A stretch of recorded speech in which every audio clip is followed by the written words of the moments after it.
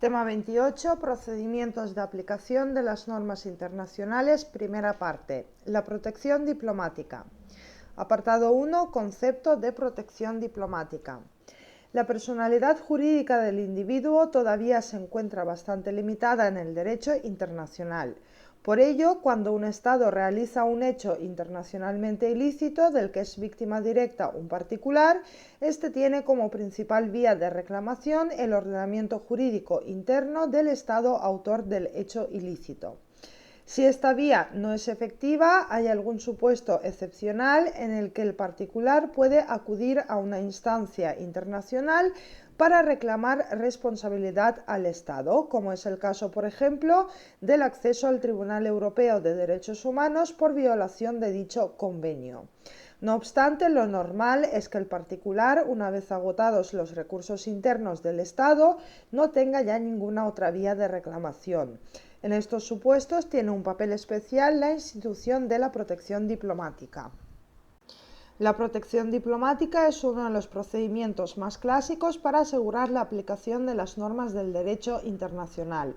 Su regulación se encuentra en normas de carácter consuetudinario, hoy generalmente admitidas y que la Comisión de Derecho Internacional de las Naciones Unidas ha codificado, habiendo aprobado en el año 2006 un proyecto de artículos sobre la materia.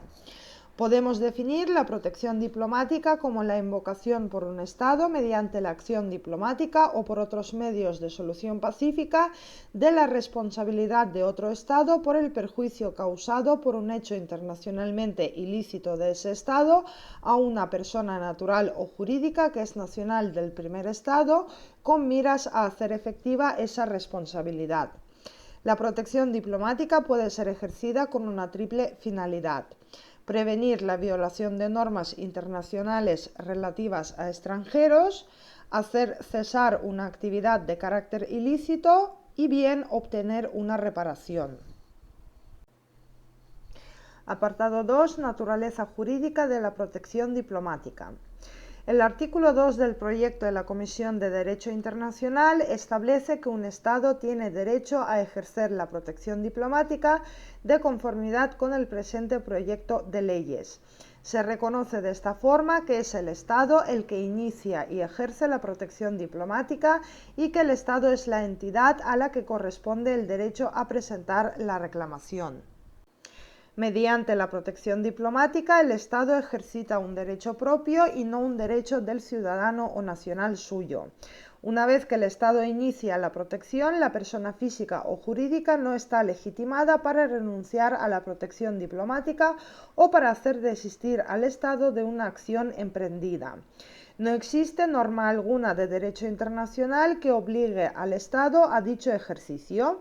Para el derecho internacional se trata de una competencia puramente discrecional, por tanto el Estado puede decidir libremente si ejercita o no la protección diplomática, que pueda renunciar a su ejercicio una vez iniciada y que sea el Estado y no el particular el que considere suficiente o no la reparación. No obstante, esta situación plantea el problema de la posible indefensión del particular perjudicado en el caso de que el Estado decida no ejercer la protección diplomática. La protección diplomática está directamente relacionada con la protección de los derechos del ser humano.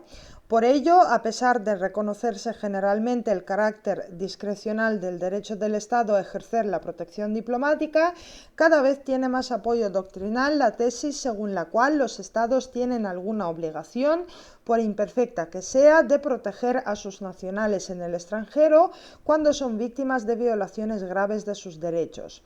Así, cada vez son más los Estados que reconocen en su Constitución el derecho de la persona a recibir protección diplomática por los perjuicios sufridos en el extranjero. Igualmente, son numerosas las sentencias de tribunales internos que indican que si bien un Estado puede decidir discrecionalmente si va a ejercer o no la protección diplomática, dicho Estado tiene la obligación, sujeta a control jurisdiccional, de hacer algo para ayudar a sus nacionales. En el derecho español no existe norma alguna que expresamente atribuya al particular el derecho a exigir del Estado el ejercicio de la protección diplomática cuando, agotados los recursos internos del Estado que ha lesionado sus derechos, estos queden desamparados. Ahora bien, la jurisprudencia del Tribunal Constitucional, en conjunción con el artículo 106 de la Constitución española, establece que pueden ayudar a determinar el derecho a una indemnización a favor del particular que ha visto lesionados sus derechos en ausencia de medidas adecuadas de los poderes públicos, incluida la protección diplomática, cuando se verificara el nexo causal entre la ausencia de su ejercicio y la lesión al particular. Apartado 3. Modos de ejercicio de la protección diplomática. Los procedimientos de ejercicio de la protección diplomática pueden ser muy variados. Lo normal es que se recurra a las gestiones diplomáticas oficiosas u oficiales, y dentro de estas últimas, la principal es la presentación de una reclamación formal. Si ésta no tiene una respuesta satisfactoria por medio de un arreglo directo, se puede recurrir a los diferentes medios de arreglo de controversias, incluido el judicial, si las partes así lo convinieran o hubieran aceptado la competencia de algún órgano judicial. En derecho internacional contemporáneo rige el principio de libertad de elección de medios para el arreglo de controversias, con el único límite de la prohibición del uso de medios no pacíficos. El artículo 2 de la Carta de las Naciones Unidas prohíbe expresamente la amenaza o el uso de la fuerza en las relaciones internacionales, lo que lleva aparejado que el empleo de la amenaza o del uso de la fuerza para el ejercicio de la protección diplomática esté expresamente prohibido. En este sentido, el artículo 1 del proyecto de la Comisión del Derecho Internacional señala que la protección diplomática deberá ser ejercida por medio del recurso a la acción diplomática o a otros medios de solución pacífica. Apartado 4. Condiciones de ejercicio de la protección diplomática. Para que la protección diplomática pueda ser ejercida, se requiere la concurrencia de los siguientes requisitos: la nacionalidad de la reclamación, el agotamiento de los recursos internos y la conducta correcta de la persona a favor de la que se actúa la protección, también conocido como manos limpias. Veamos en qué consiste cada uno. Letra A. Nacionalidad de la reclamación. La nacionalidad de la reclamación supone que, en ausencia de acuerdos particulares, solo el vínculo de nacionalidad entre el Estado y el individuo le da a aquel el derecho a la protección diplomática. Se deduce que cabe el ejercicio de la protección diplomática por un Estado cuando el agravio sea nacional suyo y cuando el agraviado no sea nacional suyo, siempre que existan acuerdos particulares, como en el caso de la representación internacional de un Estado por otro. A los anteriores dos supuestos, la Comisión del Derecho Internacional ha propuesto añadir uno tercero, que es la posibilidad de que el Estado ejerza la protección diplomática de los apátridas y refugiados que tengan residencia legal y habitual en el Estado. En los casos de doble nacionalidad, un Estado no puede proteger a una persona que tenga también la nacionalidad del Estado frente al que se reclama. La Comisión de Derecho Internacional de las Naciones Unidas, en el artículo 7 del proyecto, admite una posible excepción, aceptando que un Estado pueda presentar una reclamación para proteger a una persona que tiene su nacionalidad contra otro Estado del que también tenga la nacionalidad, siempre que la nacionalidad predominante de esta persona sea la del Estado que ejerce la protección, tanto en el momento del perjuicio como en la fecha de la presentación oficial de la reclamación.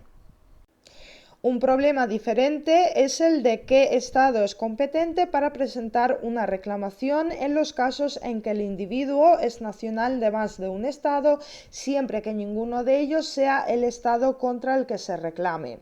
En principio, cualquiera de los estados de los que es nacional puede presentar la reclamación, incluso es posible que se presente de forma conjunta por varios de ellos.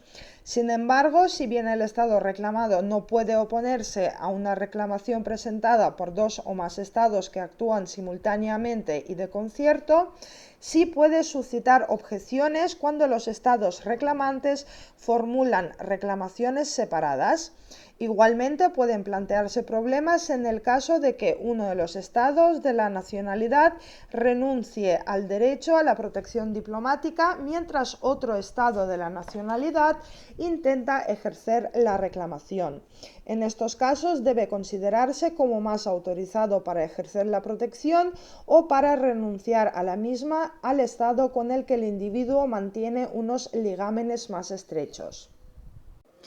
Otra de las cuestiones es la relativa a la continuidad de la nacionalidad o en qué momento ha de existir el vínculo entre el Estado y la persona para fundamentar la protección.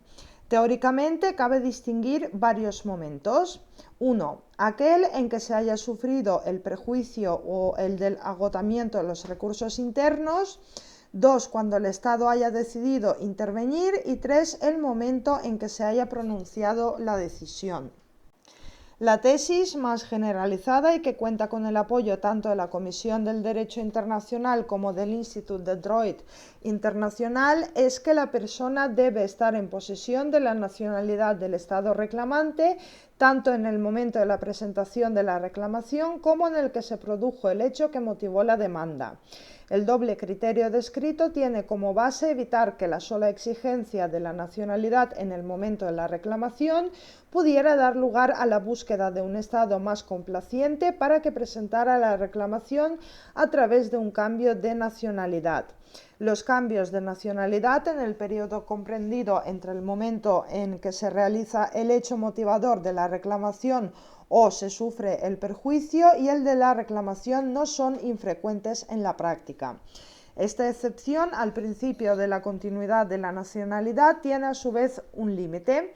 Cuando la reclamación se presenta contra el Estado del que era nacional en el momento en que se realizó el hecho internamente ilícito, este límite es lógico, pues si el individuo era nacional del Estado reclamado en el momento en que se produjeron los hechos, esa persona no era un extranjero en ese Estado. En la mayoría de los casos, la nacionalidad de las personas físicas no planteará problemas. En el caso de que surgieran, el criterio de la efectividad de la nacionalidad sería decisivo. En opinión de la Comisión del Derecho Internacional, el requisito de la efectividad del vínculo de la nacionalidad no debe aplicarse estrictamente, pues se excluiría a millones de personas de los beneficios de la protección diplomática, ya que en el mundo de hoy, de mundialización económica y migración, hay millones de personas que dejan sus estados de nacionalidad para rehacer su vida en estados cuya nacionalidad nunca adquirirán o bien han adquirido la nacionalidad por nacimiento o filiación de estados con los que tienen una conexión tenue. Este razonamiento ha inclinado a la Comisión del Derecho Internacional a no exigir que el Estado tenga que probar la existencia de un vínculo efectivo o auténtico entre él y su nacional como factor adicional para ejercer la protección diplomática cuando el nacional solo posea una nacionalidad. Por su parte, la nacionalidad de las personas jurídicas a efectos de la protección diplomática es un requisito esencial también para ejercer la protección diplomática de las mismas. El título de protección le corresponde al Estado nacional de la sociedad.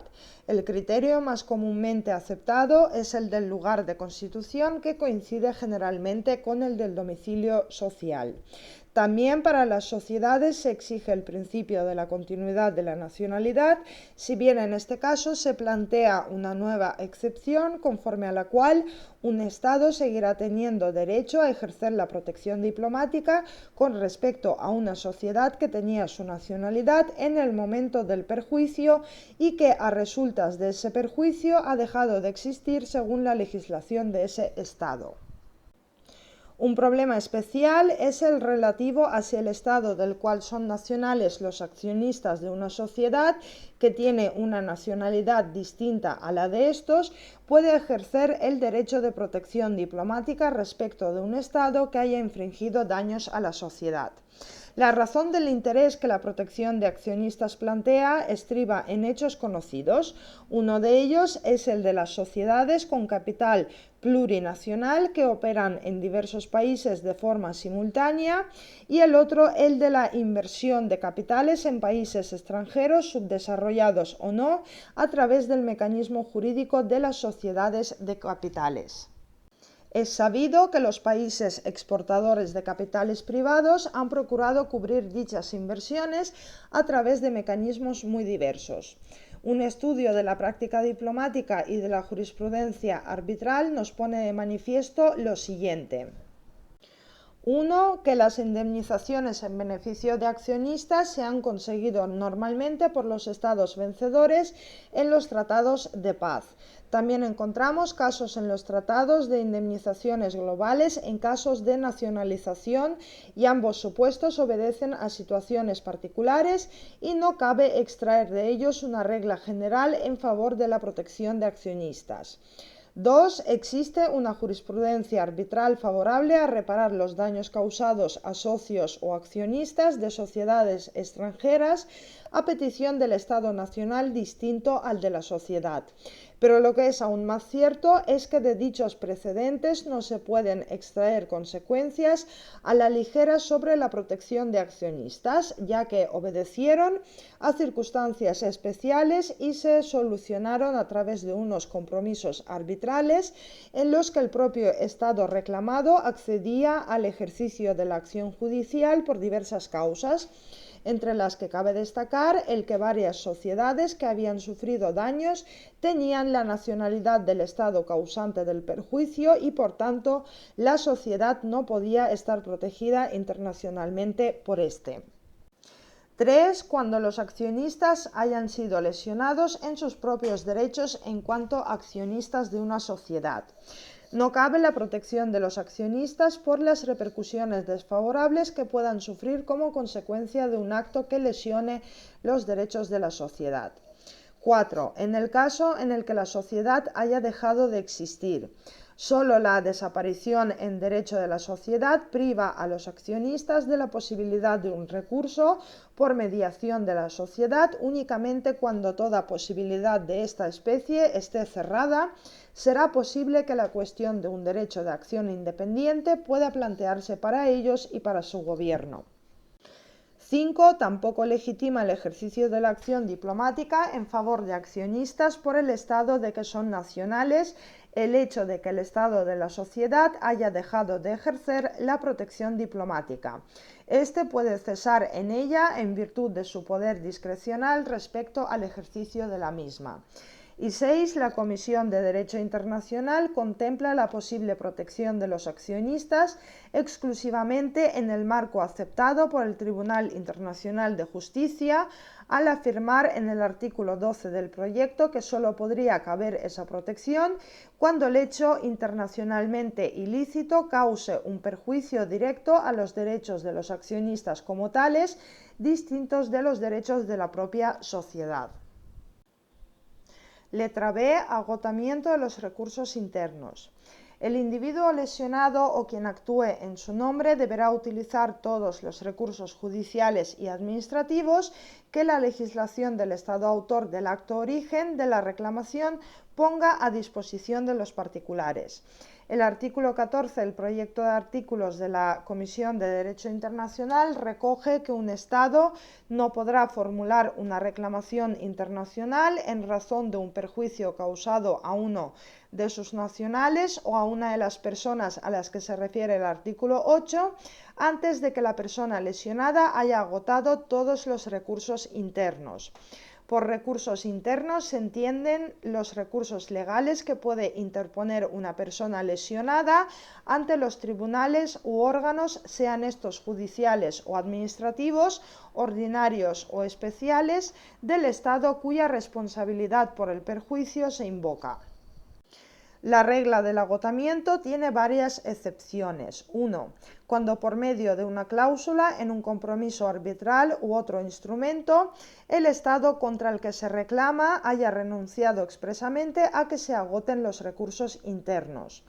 2. Cuando los recursos internos no ofrezcan ninguna posibilidad razonable de obtener una reparación eficaz. Y 3. En los casos de retrasos injustificados en la administración de justicia por los tribunales o cuando estos no dicten su sentencia en un plazo razonable. Y letra C. Conducta correcta de la persona a favor de la que se actúa la protección. Esta institución es conocida por la excepción de manos limpias y ha nacido en la doctrina y la jurisprudencia anglosajonas, de la que ha pasado al derecho internacional. No obstante, este requisito no está generalmente admitido por la doctrina y jurisprudencia internacionales. Dicha conducta incorrecta o simplemente negligente puede estar llamada a ejercer alguna influencia en los 3 momentos siguientes. A. Que el Estado del que es nacional le niegue la protección y subsiguientemente no ponga en juego los mecanismos que derivan del derecho de protección diplomática. B. Que se considere como una causa de inadmisibilidad de la demanda o reclamación. Y C. Como una cuestión que puede ser examinada al estudiar el fondo del asunto, dirigida a la exoneración de responsabilidad del Estado demandado o servir al menos de base a una demanda reconvencional de este último a los fines de compensación en cuanto a fijar el montante de la reparación. Apartado 5. Mecanismos de protección a las inversiones extranjeras. Los problemas que las inversiones de capitales extranjeros pueden presentar han dado origen a la creación de algunos mecanismos recientes distintos de la protección diplomática y que brevemente examinaremos. Mediante sistemas de seguros públicos, varios estados aseguran bajo ciertas condiciones las inversiones de sus nacionales en el extranjero por riesgos no comerciales, siendo de destacar el utilizado por los Estados Unidos. Existen también proyectos de sistemas multilaterales de seguros elaborados por el BIRD y en el plano regional por la Asamblea Consultiva del Consejo de Europa y la Liga Europea de Cooperación Económica. A este respecto, cabe señalar el organismo multilateral de garantía de inversiones adscrito al Grupo del Banco Mundial y en el que participa España. Otro de los mecanismos de protección de gran importancia práctica fue el creado a través de la Convención sobre el arreglo de diferencias relativas a inversiones entre estados y nacionales de otros estados, patrocinada por el BIRD y que entró en vigor en el año 1966. En la misma se prevé la creación de un centro internacional sobre el arreglo de diferencias que mantiene unas listas de conciliadores y árbitros. Los particulares inversores están legitimados para recurrir al arbitraje y el Estado nacional del particular solo ejercitará la protección diplomática o formulará una reivindicación en el caso de que el Estado al que se reclama no acate la sentencia arbitral. De conformidad con el artículo 26 de esta Convención, el requisito del previo agotamiento de los recursos internos no es exigible en los casos en que llegue a ejercerse la protección diplomática, salvo que el Estado en litigio con una empresa extranjera haya hecho una declaración expresa en ese sentido. El sistema de arreglo de controversias de Centro Internacional sobre Arreglo de Diferencias está estrechamente vinculado a los acuerdos bilaterales de promoción y protección de la inversión extranjera que vienen incluyendo el recurso al Centro Internacional sobre Arreglo de Diferencias como una fórmula ordinaria de arreglo de controversias. Por esta razón, el sistema del Centro Internacional sobre Arreglo de Diferencias ha adquirido un importantísimo desarrollo en las últimas décadas, dando lugar a la consolidación de una interesante categoría de arbitraje internacional mixto entre el Estado y el particular, que va adquiriendo progresivamente contornos propios. No obstante, el sistema del Centro Internacional sobre Arreglo de Diferencias se ha enfrentado igualmente a una importante de dificultad derivada de la criticable práctica de algunos estados poco respetuosos con la obligación de cumplir las sentencias adoptadas por el órgano arbitral nombrado en el seno del Centro Internacional sobre Arreglo de Diferencias, lo que sin duda minora la importante dimensión garantista que esta institución tiene para los inversores extranjeros.